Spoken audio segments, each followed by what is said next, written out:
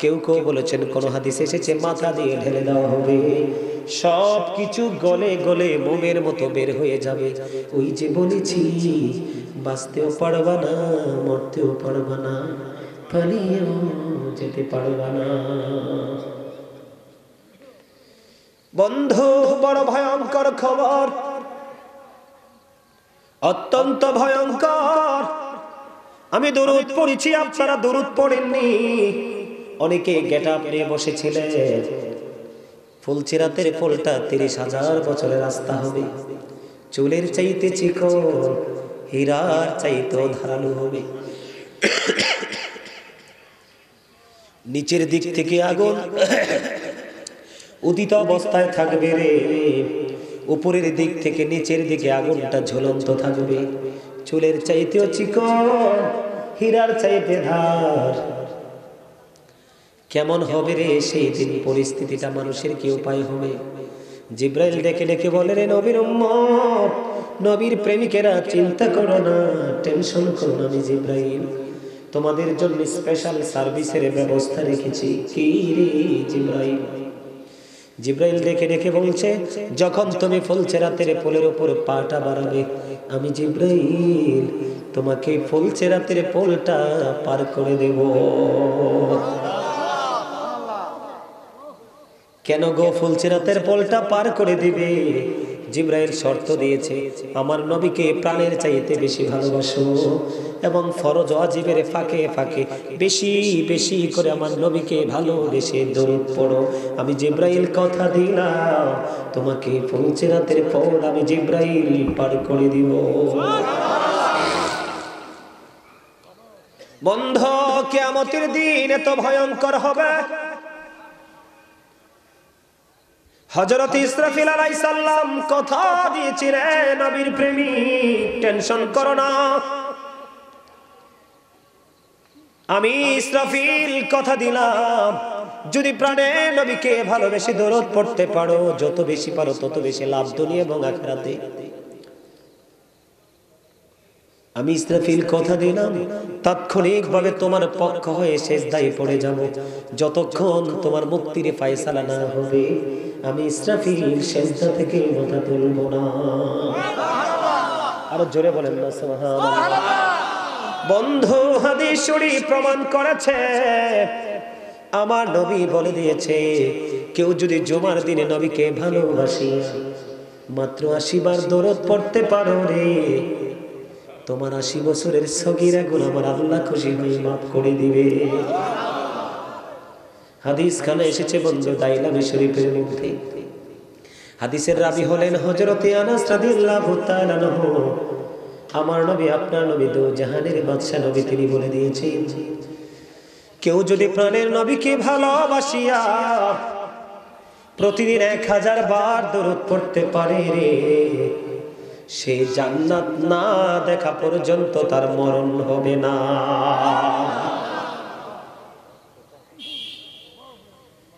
তাহলে জাহান্নামী আর কোনো ভয় আসেনি? জাহান্নামে যাওয়ার সম্ভাবনা আসেনি? একাধিক গ্রন্থে বন্ধু রিওয়ায়াতে হাদিসটা এসেছে। জনৈক ব্যক্তি এসে প্রশ্ন করলেন, নবী গো, কিয়ামত কখন হবে? নবী বললেন, কিয়ামতের জন্য কি প্রস্তুতি নিয়েছো? বলল, নবী গো, কিয়ামতের জন্য কোনো প্রস্তুতি নিতে পারিনি, তবে আল্লাহ এবং আল্লাহর হাবিবকে ভালোবাসি। আমার নবী সঙ্গে সঙ্গে বলে দিলেন, তুমি যাকে ভালোবাসো তার সাথেই তুমি থাকবা।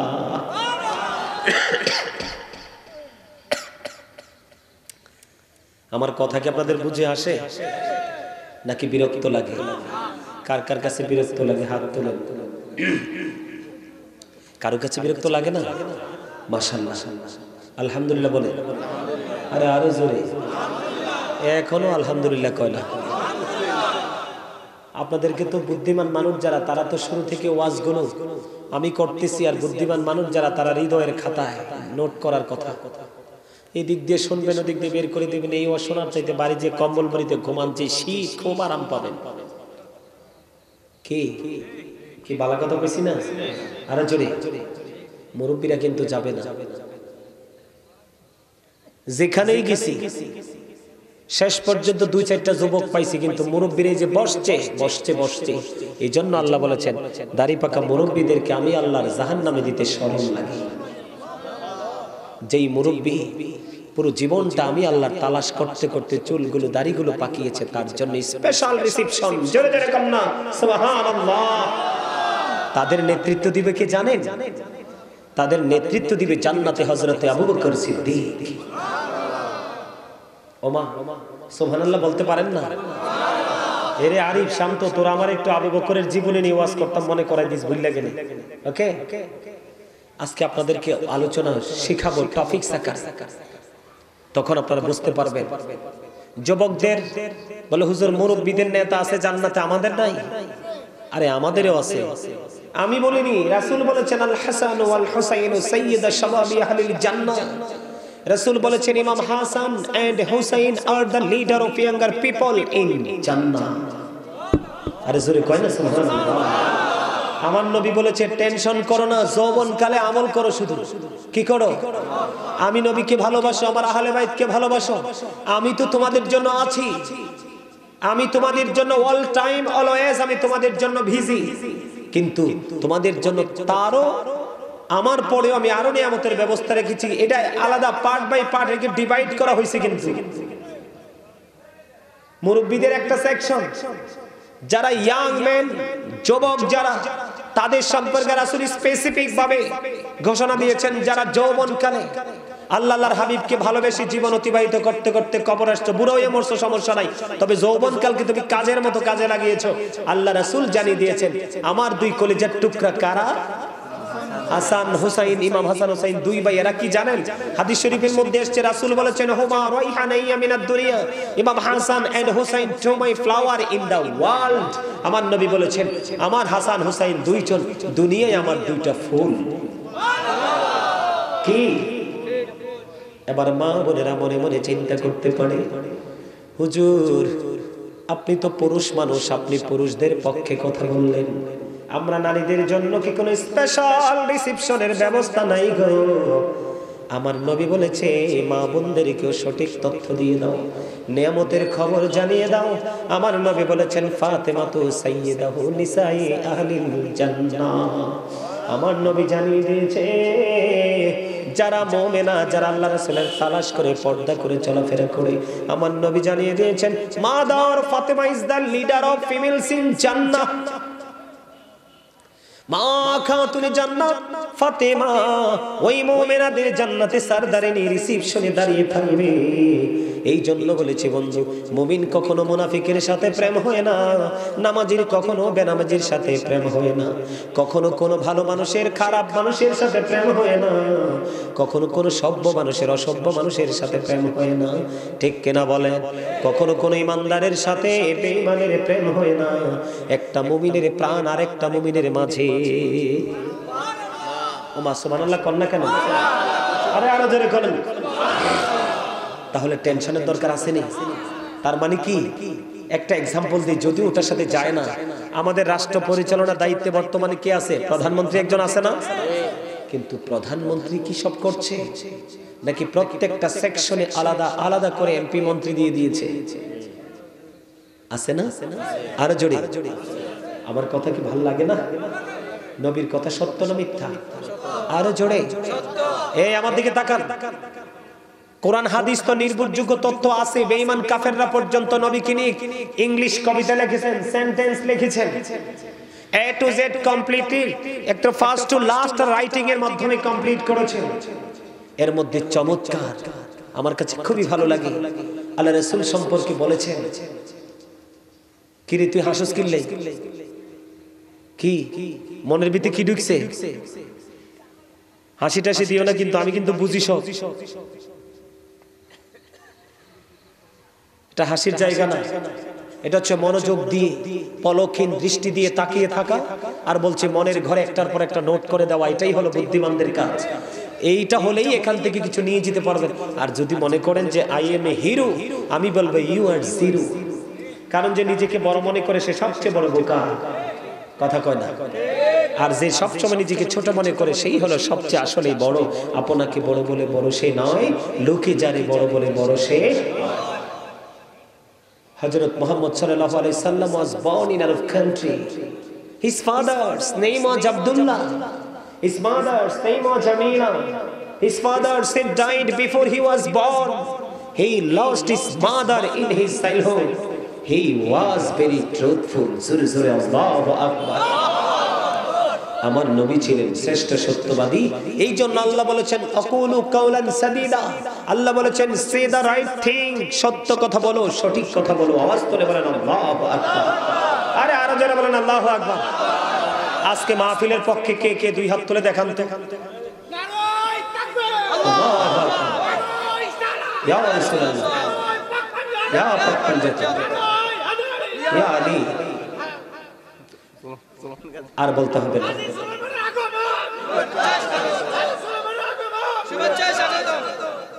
মারহাবা বলেন না, আর জোরে বলে। এই পাগলার জিকিরের হাল দেখেই দেখছি শুরুতে সে একটা ব্যতিক্রম মানুষ, আসলে তার ব্যতিক্রম রূপটা সে দেখিয়ে দিল। মারহাবা বলেন। আমার গলাটা কিন্তু এরকম না, কন্টিনিউ প্রোগ্রাম করতে করতে করতে করতে এটারও তো একটা জান আছে, আছে না? আরো জোরে। তো এটা একটু আজকে এই জন্য একটু আস্তে আস্তে আলোচনা করতেছি, কিন্তু আপনাদের বুঝতে তো অসুবিধা হয়, বুঝতে অসুবিধা হয়। আমার দিকে তাকান বন্ধু। না না, আমি কিছু খাই না, কিচ্ছু হবে না, ওয়াজ এমনি করতে পারবো ইনশাআল্লাহ। বন্ধুরে আমার,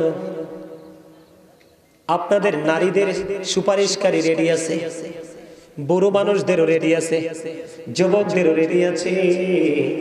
নারী পুরুষ উভয়ের জন্য আমার প্রাণের নবী দাঁড়িয়ে আছে। নবীজি পৃথিবীতে এসে কান্না করেছে, রব্বি হাবলি উম্মতি। নবীজি কাল হাসরের ময়দানে নবীজির জবান মোবারকে থাকবে রব্বি সাল্লিম, রব্বি সাল্লিম। আমার উম্মতকে নিরাপদে রাখো, নিরাপদে রাখো, শান্তিতে রাখো। আমি কিন্তু সেই দিকে যাব না, বর্তমান প্রেক্ষাপট নিয়ে একটু আলোচনা করে আপনাদেরকে যত সময় লাগে থাকবেন তো, 11টা 12টা যত সময় লাগে। রাজি? সবাই রাজি? কে কে রাজি হাত তুলে দেখা। সোজা কইরে, সোজা করে একদম স্ট্রেট ভাবে মারহাবা, হাত নামান। মাহফিল কবুল হওয়ার জন্য লক্ষ লক্ষ মানুষের প্রয়োজন নেই, শুধু প্রয়োজন প্রেমিকের। কে ভুল কইছি? শুধু কিসের? যার সিনায় প্রেম আছে সে একাই তো 100। এই সুবর্ণপুরে একটা যদি মুমিন থাকে, এই একটা মুমিনের ইজ্জতে সবগুলো ভালো থাকবে। আর মুমিন যেদিন পরলোক গমন করবে সেদিনই কিন্তু সুবর্ণপুরের জমিনে নেমে আসবে কালো মেঘের ঘন ঘটা। কথা কি বুঝে আসে আমার বন্ধুরে আমার? দরুদে ছিলাম, মনে আছে নি? আপনাদেরকে আর একটু অ্যাক্টিভ করার জন্য, এক্সপেরিয়েন্স ম্যান হিসাবে প্রিপেয়ার করার জন্য ব্যতিক্রম একটা রিসিপশন আপনাদেরকে দেখিয়ে দিলাম। মা বোনদের জন্য মা খাতুনে জান্নাত ফাতেমা, যুবকদের জন্য রয়েছে কলিজার টুকরা হাসান হুসাইন, আর দাড়ি পাকা মুরব্বির জন্য আবু বকর সিদ্দিক। আবু বকর সিদ্দিকের দাম কম না বেশি? আর জোরে দরুদে আমি একটু পরে আসবো, তার আগে আবু বকরকে নিয়ে একটু ওয়াজ করি, আমি বেশি কমফোর্ট ফিল করি। বন্ধুরে আমার নবী একদিন কি করলেন? একদিকে হযরতে আবু বকর আর একদিকে হযরতে ওমর, দুজনকে দুই হাত মোবারক দিয়ে শক্ত করে ধরলেন। ধরে তিনি মসজিদের দিকে রওনা হলেন আর বলতে লাগলেন, তোমরা চেয়ে দেখো আজকে আমি যেমনি করে দুজনকে দুপাশে করে নিয়ে মসজিদ আল্লাহর ঘর বাইতুল্লাহতে কদম দিয়ে দিয়েছি, এমনি করে দুজনকে নিয়ে কাল হাসরের দিন আমি জান্নাতে ঢুকবো। আবু বকর এবং ওমর, ও বন্ধু, ওমরের জীবনীতে আমি যাব না, হযরতে আবু বকরের জীবনী নিয়ে যাব। তার ইজ্জত কত বেশি, তার মর্যাদা কত বেশি, একটুখানি আমি বলেছি টপিক আকারে, বিগ নয়, একেবারে ছোট্ট ছোট্ট আলোচনা হবে বন্ধু, বোঝার জন্য মনটা দিয়ে শুনবেন বন্ধুরে আমার। এবার কি করলেন? আমার নবী যখন পৃথিবী থেকে চলে যাবেন, মা আয়েশা সিদ্দিকা রাদিয়াল্লাহু তাআলা আনহাকে ডাক দিলেন, আয়েশা রে, আমার কাছে একটা খাতা এবং একটা কলম দাও, আর তোমার বাবা আবু বকরকে আমার কাছে ডেকে নিয়ে আসো, কারণ আমি একটা ছোট্ট করে একটা চিঠি লিখে দিয়ে যাব। কেন গো নবী, কেন গো নবী? আমার নবী বলতেছেন, আমার মন বলে আমি যখন পৃথিবী থেকে চলে যাব তখন আমার কাছে মনে হয় আমার আবু বকর ছাড়া অন্য কেউ খলিফা হওয়ার জন্য চেষ্টা করবে। পৃথিবীর মুমিন এবং আল্লাহ রাব্বুল আলামিন আমার পরে আবু বকর ছাড়া অন্য কাউকে খলিফা খলিফা হিসাবে মানবে না। আমার রাসূল বলে দিয়েছেন বন্ধু, আমার রাসূল বলে দিয়েছেন আমার জন্য আবু বকরের সম্পদ যত বেশি কাজে লেগেছে আর কার সম্পদ এত বেশি উপকারে আসেনি। শুনতে দেরি রে, এবার আবু বকর একটা ডাক দিয়ে বললেন, ইয়া রাসূলুল্লাহ, ইয়া হাবিবাল্লাহ, নবী গো, শুধু আমার সম্পদ নয় গো, আমি নিজেও আপনার। আর জোরে বলেন না সুবহানাল্লাহ, আর জোরে বলেন না সুবহানাল্লাহ। বন্ধু, সুবর্ণপুরের মানুষগুলো কোথায় রে? ও আমার ভাই, আমার বাবারা, মা বোনেরা, ডেকে ডেকে বলছি গো, আমার নবী একদিন সাহাবায়ে কেরামদেরকে দান করার জন্য বললেন। কি করার জন্য? দান করার জন্য যখন বললেন, হযরতে ওমর মনে মনে চিন্তা করতেছে, আমার জীবনে কোনোদিন আমি হযরতে আবু বকরকে হারাতে পারিনি, আজকে আমার একটা সুযোগ এসেছে। আবু বকর রাদিয়াল্লাহু তাআলা আনহু বলতেছেন, আমার কাছে যথেষ্ট দৌলত রয়েছে, আজকে সুযোগ পেয়েছি, আজকে আমি আবু বকরকে হারিয়ে দিব। হযরতে ওমর চিন্তা করতেছে, চিন্তা করতে করতে তার যে সম্পদ ছিল, সম্পদ দিয়ে আমার নবীজির কাছে এসে হাজির হলো। এবার আমার নবীজি প্রশ্ন করলেন, ওমর তুমি কি নিয়ে এসেছো? নবী গো, এইটুকু নিয়ে এসেছি, তোমার ফ্যামিলি পরিবারের জন্য কি রেখে এসেছো? এবার ওমর ডাক দিয়ে বললেন, ইয়া রাসূলুল্লাহ, আপনার কাছে আমি আপনার অর্ডার অনুযায়ী যতটুকু এনেছি তার অর্ধেক আমি আমার ফ্যামিলির জন্য রেখে এসেছি। এবার নবীজি ওমরের কাছ থেকে সরে গেলেন, আবু বকরের কাছে গেলেন। হযরতে আবু বকর সিদ্দিক রাদিয়াল্লাহু তাআলা আনহুকে প্রশ্ন করলেন, রে আবু বকর, তুমি কি নিয়ে এসেছো? ইয়া রাসূলুল্লাহ, আমি নিয়ে এসেছি তোমার ফ্যামিলি পরিবারের জন্য কি রেখে এসেছো? এবার আবু বকর ডেকে ডেকে বলে, ইয়া রাসূলুল্লাহ, আমার যা দৌলত ছিল গো, যা সম্পদ ছিল আমি আপনার কাছে নিয়ে এসেছি, তোমার ফ্যামিলির জন্য কি রেখে এসেছো? এবার আবু বকর ডেকে ডেকে বলে, ইয়া রাসূলুল্লাহ, ইয়া হাবিবাল্লাহ, নবী গো, আমি আমার ফ্যামিলি পরিবারের জন্য কিচ্ছু রেখে আসিনি, আমি আমার ফ্যামিলি পরিবারের জন্য আল্লাহ এবং আল্লাহর হাবিবকে রেখে এসেছি। এবার আবু বকরের এই দৃশ্য দেখে, ওনার এই বক্তব্য, পবিত্র জবানের এই বক্তব্য শুনিয়া এবার ওমর ডেকে ডেকে বলে, হায় রে কপাল, জীবনে কোনোদিন আবু বকরকে হারাতে পারলাম না, আমার মনে হয় আর কোনোদিন আবু বকরকে হারাতে পারবো না। হারাবে কেমন করে রে? ওমরের জীবনের আমল আকাশের তারার চাইতে বেশি রে, কিন্তু ওমরের জীবনের সমস্ত জীবনের আমলগুলো একটা পাল্লায় তুলে দেওয়া হয়। আবু বকরের একটা রাত্রের আমল, যে এই রাত্রটা হলো হিজরতের রাত্র বন্ধু, হিজরতের রাত্রের একটি মুহূর্তের প্রেম যদি এক পাল্লায় তোলা হয়, ওই হযরত ওমরের জীবনের সমস্ত আমলের চাইতে ভারী হয়ে যাবে। আপনারা জানেন কিনা জানি না, নবীজি যখন মক্কা থেকে রওনা হয়ে গেল বন্ধু, মদিনার উদ্দেশ্যে, হিজরতের উদ্দেশ্যে, নবীজি এবং আবু বকর কয়জন সঙ্গী? কথা বলে না, পা কয়টা? কয়টা? এদিক দিয়ে বন্ধু আবু জাহেল পাগল হয়ে গেল, ওট পর্যন্ত ঘোষণা করে দিল, নবী মুহাম্মদের কল্লা যদি এনে দিতে পারো 100 ওট তোমাকে পুরস্কার দেওয়া হবে। নাউজুবিল্লাহ। বন্ধু, আল্লাহ কয়, রে আবু জাহেল, আমার হাবিবকে কতল করব আমি আল্লাহ কি চেয়ে চেয়ে দেখব? কারণ তোমরা জানো না আমার একা একা ভালো লাগে না, এই জন্য আমি কি করলাম, আমি আশেক হয়ে মাশেক বানাইলাম আমার হাবিবকে। দেখেন আবু বকরের প্রেম। আমার নবীজি হাঁটতেছে বন্ধু, হাঁটতে হাঁটতে হাঁটতে হাঁটতে নবীজির পায়ের মধ্যে পা মোবারকে ফসকা পড়ে গেছে। এবার আবু বকর একটা ডাক দিয়ে বলতেছে, নবী গো, নবী গো, আমি আবু বকর আপনার সঙ্গে আছি, আপনি হাঁটতে হাঁটতে আপনার পায়ের মধ্যে ফসকা পড়ে গেছে, কিয়ামতের দিন আমার আল্লাহ যদি একটা ডাক দিয়ে জিজ্ঞেস করে, আবু বকর তুমি তো সঙ্গে ছিলা রে, আমার হাবিবের এই কষ্ট কি তোমার দুই চোখে দেখুনি, আমি কেমন করে জবাব দিব? বন্ধু নবীজিকে ডাক দিয়ে বললেন, নবী গো, আপনি আমার কাঁধে চড়ুন, আমি আপনাকে কাঁধে করে নিয়ে যাব। বন্ধু, সমস্ত দুশমন বাহিনী নবীজিকে খোঁজার জন্য পাগল হয়ে গেল। যাইতে যাইতে যাইতে যাইতে গুহার কিনারায় যখন ধার প্রান্তে গেল, ওখানে যাইয়া দেখে রে এতক্ষণ কিন্তু বিশেষজ্ঞ ছিল তৎকালীন সময়, তার নামটা আমি এই মুহূর্তে ভুলে গেছি, তবে অনলাইন আলোচনায় আছে, আপনারা দেখে নেবেন। বিশেষজ্ঞ নিয়ে আসলেন নবীজির কদম এবং আবু বকরের কদমকে চিহ্নিত করার জন্য। যাইতে যাইতে যাইতে যাইতে নবীজির ওই যে সরু পর্বতের মধ্যে নবীজি ঢুকলেন। ওখানে যাওয়ার পরে দেখেন 4টা পাও না 2টা পা। কয় পা? 2 পা। তার কারণ এটা আল্লাহ রাব্বুল আলামিনের প্রেম। ওই যে জালেমদের সকল জালিয়াতিকে আল্লাহ রাব্বুল আলামিন ব্যর্থ করে দিবে, এটাই হলো উদ্দেশ্য।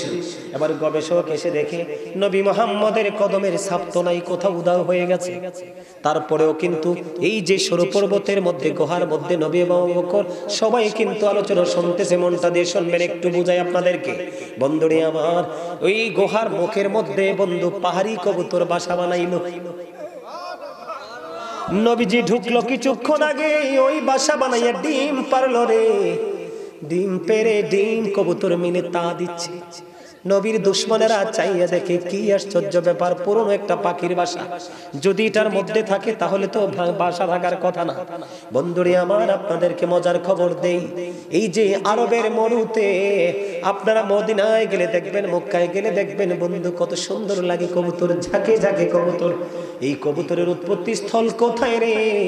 ওই এই কবুতরগুলো হলো যারা হিজরতের রাস্তায় যেই 2টা কবুতর ও বন্ধু ওই গুহার মুখের মধ্যে বাসা বলে ডিম পেরেছিল, ওই কবুতরগুলোর বংশধরই আজকে মদিনা দাবিয়ে বেড়াচ্ছে, মক্কা দাবিয়ে বেড়াচ্ছে। বন্ধু এটা এতটাই পবিত্র, জোরে জোরে করুণা সুবহানাল্লাহ। এরে সুবর্ণপুরের মানুষ, হৃদয়গুলো তোমাদের পাথর, এই পাথরের মতো হৃদয় তোমাদেরকে জাহান্নামে পৌঁছে দিয়ে ক্ষান্ত হবে, তার আগে নয়। বন্ধুরে আমার, এদিক দিয়ে দেখেন মাকড়সা দেখবেন সহজে মানুষে মারে না, মারেনি। দেখবেন পুরো বাড়ির আঙ্গিনাটাকে পরিত্যক্ত করে ফেলে বাসা বনতে বনতে, তারপরেও মাকড়সাকে মারেনি, মানুষ মারে না। কারণ তার প্রতিও ইমানদারের একটা যথেষ্ট ভালোবাসা রয়েছে।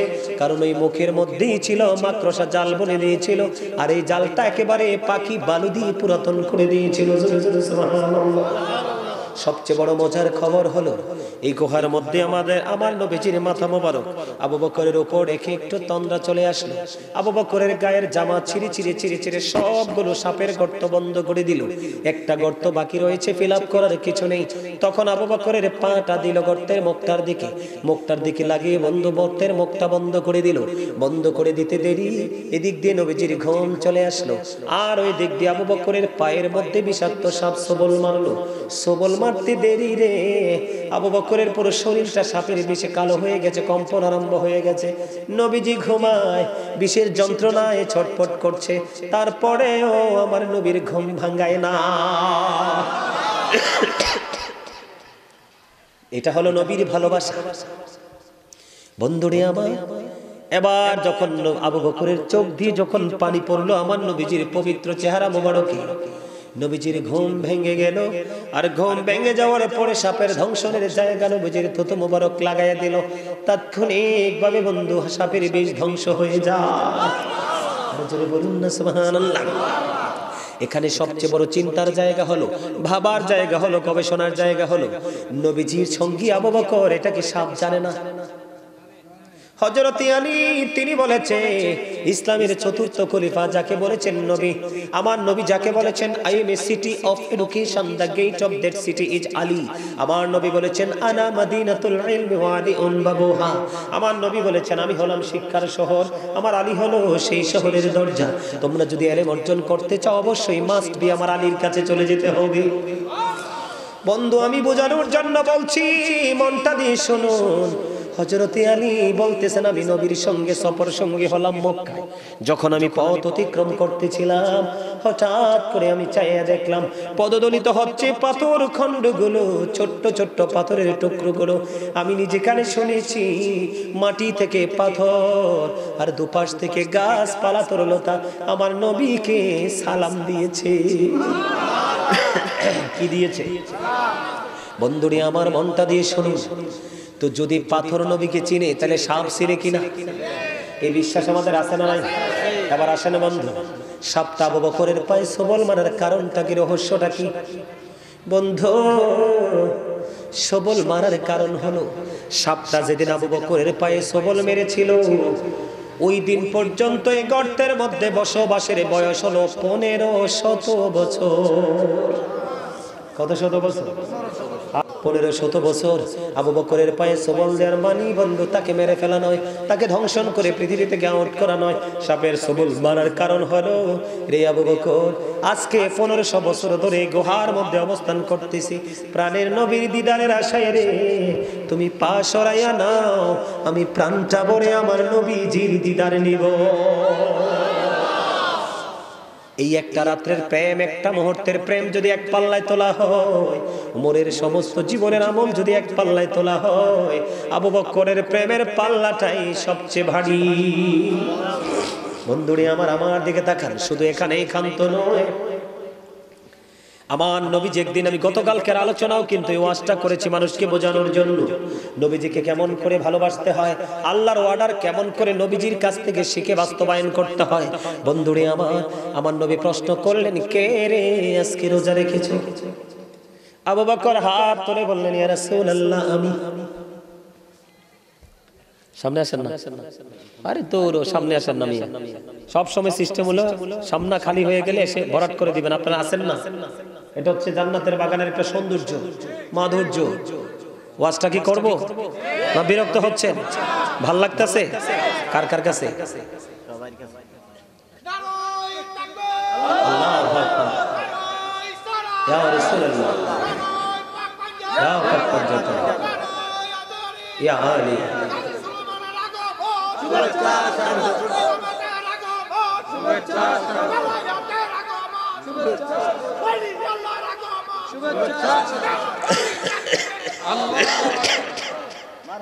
ওকে ওকে, আলহামদুলিল্লাহ বলেন। দেখেন, প্রেম বোঝাচ্ছি আপনাদেরকে, প্রেম। আমরা কিন্তু ওরে বাপ রে বাপ, আমরা সুন্নি জামাত করি, কি গেট আপ রে ভাই। সুন্নির আগা কোনটা গোড়া কোনটা এটাই তো চিনেন না। আমি এখন সুন্নি জামাত কাহাকে বলে জানে? বোঝে? শুধু মাথায় টুপি দিলে, দাড়ি রাখলে, পাগড়ি পরলে আর শুধু মিলাদে অ্যাটেন্ড করলে সুন্নি জামাত নয়। সুন্নি আহলে সুন্নাত ওয়াল জামাত ওটাকে বলা হয় যেটা ফরজ বলেন, ওয়াজিব বলেন, সুন্নত বলেন, রাসূলের জীবনের শুরু থেকে শেষ পর্যন্ত আমাদেরকে যে সিস্টেমে শিক্ষা দিয়েছেন, সেই শিক্ষাটাকে শিখে বাস্তবে বাস্তবায়ন করার নাম হলো সুন্নি জামাত। আর ওটাকে রাসূল বলেছেন আহলে সুন্নাহ ওয়াল জামাত ইজ দ্য বেস্ট পার্টি। চলো চলো, আল্লাহু আকবার। বন্ধুরে আমার নবী ডাক দিয়ে বললেন, কে রে রোজা রেখেছে? আবু বকর হাত তুললেন, নবী গো আমি। দ্বিতীয়বার আমার নবী প্রশ্ন করলেন, কে রে আজকে জানাজায় অংশগ্রহণ করেছো, জানাজা স্মরণ করেছো? এবার আবু বকর হাত তুলে বললেন, নবী গো আমি গো। তারপরে তৃতীয়বার প্রশ্ন করলেন, কে রে আজকে অসুস্থ লোকের সেবা করেছো? আবার আবু বকর হাত তুলে বললেন, ইয়া রাসূলুল্লাহ আমি। আমার নবী আবার প্রশ্ন করলেন, কে রে আজকে মিসকিনকে খাবার খাইয়েছো? এবার আবু বকর হাত তুলে বললেন, ইয়া রাসূলুল্লাহ আমি। এবার আমার নবী ডাক দিয়ে বললেন, এই চারটা গুণ যার মধ্যে আছে সে হলো জান্নাতি। সেই আবু বকরের সাথে আপনি থাকতে পারবে যদি নবীর সাথে প্রেম করে প্রেমটাকে বাস্তবায়ন করতে পারে। আবু বকর নিয়ে বিস্তারিত আলোচনা আছে, একবার পার্ট বাই পার্ট আলাদা। অনলাইনে শুনতে চাইলে অনলাইন থেকে শুনবেন। আমি এইটুকু আজকে বলে দিলাম কারণ আমার মূল জায়গাটায় বাকি রয়েছে। এখনো আপনাদেরকে মনে হয় আপনারা দুর্বল, ইউ আর ভেরি উইক, দুর্বল। ওই যে আরেকটা বইছে, দেখতে কত সুন্দর মন্দর দেখা যায়, এটা এই যে বোর্ড খাইতে আছে, এটা খাইতেই আছে, খাইতেই আছে।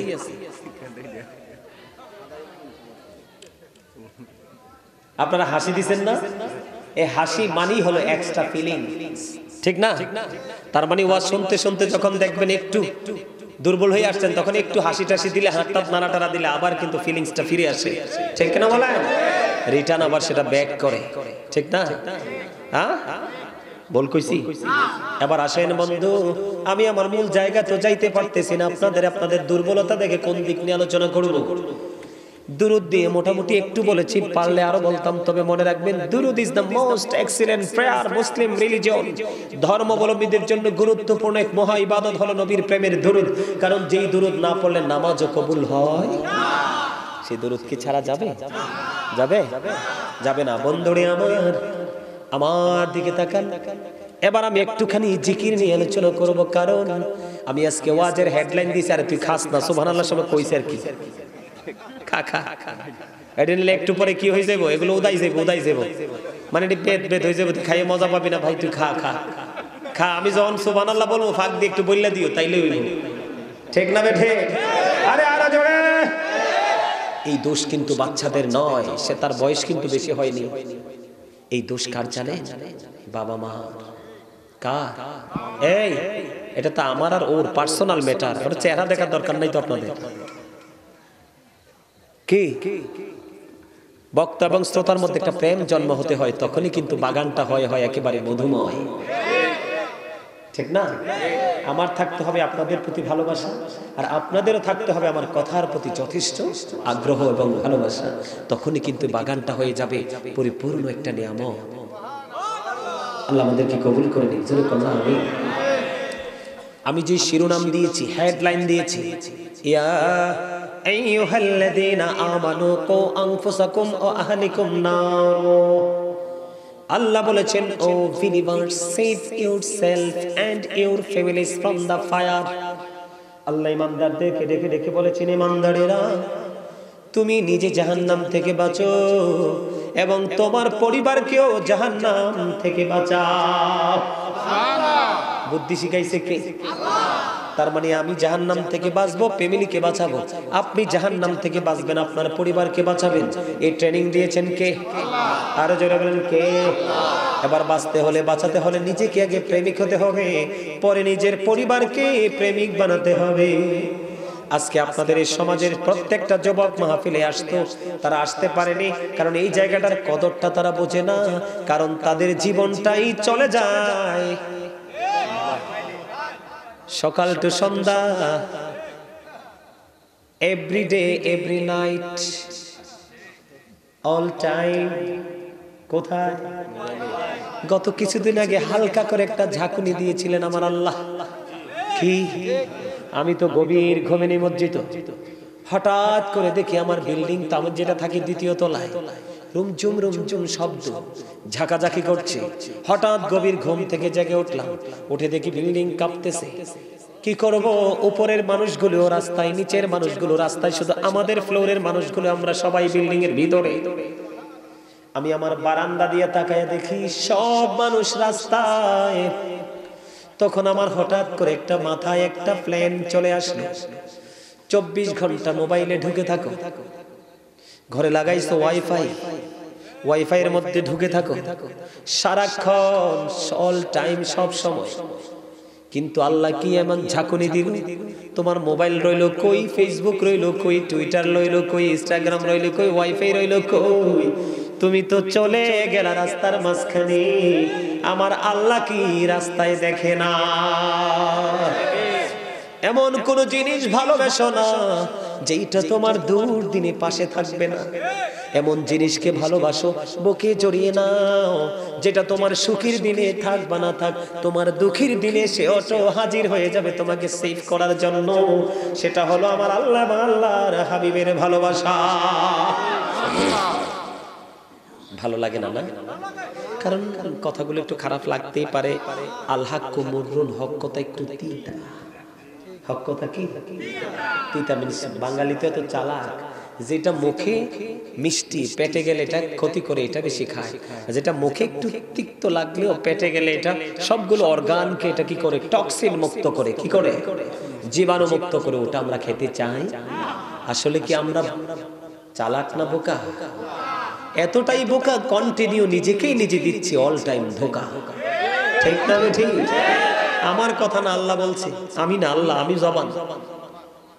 আল্লাহ কি বলেছে? তুমিও বাঁচো, তোমার পরিবারকেও বাঁচাও। বাঁচতে হলে এবং বাঁচাতে হলে উভয়কে করতে হবে জিকির। জিকির করা হলো ফরজ। জিকির করা কি? আল্লাহ বলেছেন, আমার দিকে তাকান, ফাযকুরুনি আযকুরুকুম, আল্লাহ বলেছেন remember me then I will remember you. তোমরা আমাকে স্মরণ করো, আমি তোমাদেরকে স্মরণ করব। বন্ধুরে আমার, হৃদয়ের জানালা খুলে সবাই শোনো। আল্লাহ বলেছেন ইয়া আইয়ুহাল্লাযীনা আমানু যকুরুল্লাহা যিকরান কাসীরা ওয়াসাব্বিহুহু বুকরাতাও ওয়াসীলা। আল্লাহ রাব্বুল আলামিন বলে দিয়েছি ইমানদারেরা বেশি বেশি করে তোমরা আল্লাহর জিকির করো, সকাল তো সন্ধ্যা আল্লাহর পবিত্রতা ঘোষণা করো। ওমা কথা কয় না, এত সুন্দর কথা শোনার পরে কি সুবহানাল্লাহ কোনটা উচিত না? আল্লাহ ইমানদারদেরকে ডাক দিয়েছে, মুনাফিককে না, কোন বেঈমান কাফেরকে না। কারণ মুমিনরাই তো আল্লাহকে ভালোবাসে। আল্লাহ কয় তোমরা বেশি বেশি করে জিকির করো, সকাল তো সন্ধ্যা আল্লাহর পবিত্রতা ঘোষণা করো। জোরে জোরে আলহামদুলিল্লাহ। এখন কেমন করে করব? ফাজকুরুল্লাহা কিয়ামান, দাঁড়িয়ে জিকির করো, ও কুউদান, বসে জিকির করো, ওয়া আলা যুনুবিকুম, শুয়ে শুয়ে মাওলার জিকির করো। বলে হুজুর লাভ হবে কি? আল্লাহ ডেকে ডেকে বলে হাবিব আপনি জানিয়ে দেন আমার বান্দা আমাকে যেমন মনে করবে আমি আমার বান্দার কাছে ঠিক তেমনি। কেউ দেখবেন রাতারাতি কোটিপতি হয়, কেউ দেখবেন ফকির হয়। এটার কারণ কি জানেন? মুমিনরা যখন দুঃখ পায় তখন মনে করে এটা আমার তকদিরে লেখা। আর যারা মুমিন হতে পারেনি দুঃখ লাগলে কয় আল্লাহ কি আমার এই দেহে? কয় না? আমাদের সমাজে এমন বোকা আছে না? আল্লাহ ডাক দিয়া কয় কইতাম নি হেসা কথাটা, আরো জোরে কইতাম। আল্লাহ কোরআনে সূরা বাকারায় বলেছেন তোমাদেরকে কখনো ভয় দেখাবো, তখনও তোমাদেরকে ক্ষুধা দিয়ে কষ্ট দিব, কখনো তোমাদের ধন সম্পদের ক্ষতি করব, কখনো তোমাদের জীবনের উপর একটু আঘাত করব, কখনো কখনো মাঠের ফসল আমি নষ্ট করে দিব।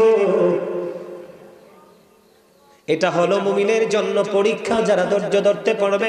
আল্লাহ বলেছেন অবাশশিরিস সাবিরিন, সুসংবাদ ওই ধৈর্যশীলদের জন্য। আমি আপনাদেরকে বলি দুঃখের দিনে যেই ব্যক্তি তকদির বিশ্বাস করতে পারবে না, আমার রাসূল বলেছে সে ঈমানদার নয়। পাহাড় পরিমাণ স্বর্ণ যদি যাকাত দেয় আল্লাহর দরবারে কবুল হবে না। এত সহজ নেই। আরো জোরে কোন এত সহজ? এবার আসেন সবচেয়ে মজার খবর, আমরা এই জলসায় বসে জিকির করি না? আল্লাহ ডেকে ডেকে বলে হাবিব আপনি জানিয়ে দেন আমার বান্দা যখন কোন জলসায় বসে আমার জিকির করে আমি তার চাইতে উত্তম জলসায় আমার বান্দার জিকির করি। তার মানে আমরা এই সুবর্ণপুরের জমিনে বসে আল্লাহর জিকির করি, আর ঠিক এই সময় আল্লাহর ফেরেশতাদেরকে নিয়ে আল্লাহ আমাদেরকে নিয়ে আমাদের জিকির করে। সুবহানাল্লাহ, আরো জোরে মহব্বতে। কেউ যদি এক বিগত পরিমাণ আল্লাহর দিকে যায় আল্লাহ কয় হাবিব আপনি জানিয়ে দেন আমি তার দিকে এক গজ পরিমাণ এগিয়ে যাই। কেউ যখন এক হাত পরিমাণ এগিয়ে আসে আমি তার দিকে 2 হাত পরিমাণ এগিয়ে যাই। কেউ যখন আমি জিকির করতে করতে আমি আল্লাহর দিকে হেঁটে হেঁটে এসে আমার বান্দা আমার কাছে কখন আসবে সে আসার আগে আগে আমি দৌড়ে তার কাছে চলে যাই। এটা হাদিস শরীফ। বন্ধুরে আমার শুধু এখানে ক্ষান্ত নয়, প্রত্যেকটা মেশিনকে পরিষ্কার করার ময়লা পরিষ্কার করার একটা যন্ত্র আছে। কথা বলেন না কেন? আমার নবী জানিয়ে দিয়েছে উম্মত তোমাদের অন্তরের ময়লা পরিষ্কার করার জিকির, পরিষ্কার করার যন্ত্র হলো মাওলার জিকির। যত বেশি জিকির করবা তত বেশি হৃদয় তোমার পরিষ্কার থাকবে। বন্ধুরে আমার এখানে ক্ষান্ত নয়, আমার নবী আরো জানিয়ে দিয়েছেন জিকির কিন্তু অন্তর দিয়ে করা যায়, জবান দিয়ে করা যায়, তবে কলব এবং জবানে দুইটো মিলে যে জিকির করা হয় এটাই হলো আল্লাহর কাছে সবচেয়ে বড় জিকির। আল্লাহর হাবিব বলেছেন তোমরা এমন ভাবে জিকির করো মানুষ দেখলে যেন তোমাদেরকে পাগল বলে। আব্দুল্লাহ ইবনে বসর রাদিয়াল্লাহু তাআলা আনহু বলে ইয়া রাসূলুল্লাহ ইয়া হাবিবাল্লাহ নবী গো, ও প্রাণের নবী আমার জন্য ইসলামের বিধিবিধান তো অনেক হয়ে গেছে, আমাকে একটা স্পেশাল আমল শিখিয়ে দেন। এবার আমার নবী তার জিহ্বার দিকে ইশারা করে বললেন জিকির করে করে তোমার জিহ্বাটাকে সিক্ত রাখো। জিকির হলো Zika is the heart medicine. জিকির হলো কলবের হার্টের ঔষধ। যে তো বেশি জিকির করবেন আপনার হার্ট তত বেশি স্ট্রং থাকবে। কি থাকবে? আপনার হার্ট তত বেশি স্ট্রং। তাহলে জিকিরে লাভ না লস? আরো জোরে। জিকির হলো আরবি শব্দ। জিকির হলো কি? বাংলাতে এটাকে বলা হয় স্মরণ করা। কি করা? ইংলিশে এটাকে বলা হয় রিমেম্বার। কি চমৎকার কথা! আল্লাহর হাবিব বলছে জান্নাতের বাগানে যখন আসা যাওয়া করো তখন ওখান থেকে কিছু ফল খেয়ে নিও। ইয়া রাসূলুল্লাহ, জান্নাতের বাগানের ফলটা কি? আমার নবীজি ডেকে ডেকে বললেন সুবহানাল্লাহ আলহামদুলিল্লাহ লা ইলাহা ইল্লাল্লাহ। ও সুবহানাল্লাহ আলহামদুলিল্লাহ লা ইলাহা ইল্লাল্লাহ। জোরে জোরে আলহামদুলিল্লাহ। কঠিন সচেতন। লা ইলাহা ইল্লাল্লাহ মুহাম্মাদুর রাসূলুল্লাহ সাল্লাল্লাহু আলাইহি ওয়াসাল্লাম। কি জিকির তো করিনি, যেন জান্নাতি ফল করিয়েছি। প্রত্যেকটা মুমিনের জন্য প্রতিদিন 2 ধরনের খাবার জোগাড় করা দরকার। কয় ধরনের? একটা হলো দেহের খাবার, যেটা পৃথিবীতে সুস্থ থাকার জন্য রাখার জন্য সহায়ক। আরেকটা হলো কলবের রুহের খাবার, যেটা পরকালে সুস্থ রাখার জন্য অনেক বেশি সহায়ক। আমার কথা বুঝতে পারছেন?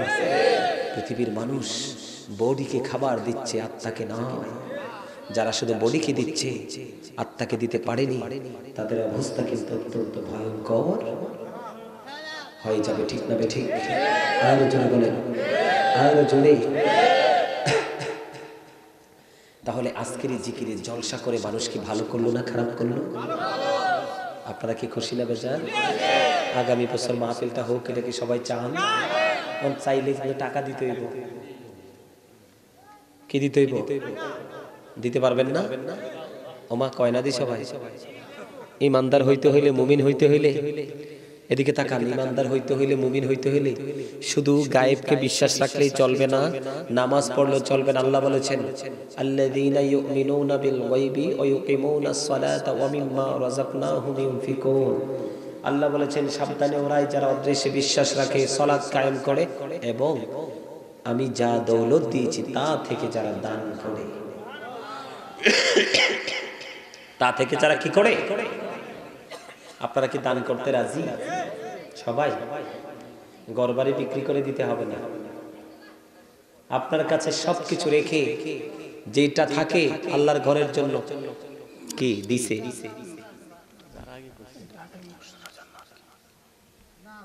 দিত কইছে, এটা কি প্রতিশ্রুতিবদ্ধ?